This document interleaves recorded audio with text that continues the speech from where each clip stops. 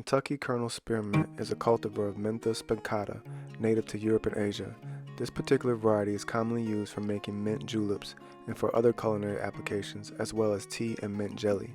It is similar in many respects to mint spearmint, however it has superior foliage and is slower spreading.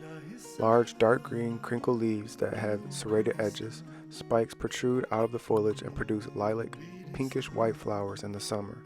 Leaves have a characteristic flavor and taste.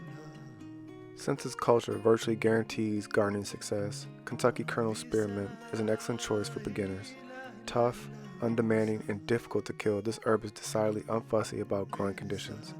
Locate Kentucky Colonel Spearmint in a well-draining location in spring after all danger of frost has passed for your area. While this herb likes a moist environment, it does not tolerate wet feet. Give it plenty of bright light in either full sun or partial shade. Mint in the garden offers resistance to a number of vegetables, including beets, broccoli, cabbages, peppers, eggplants, kale, peas, tomatoes, and many others.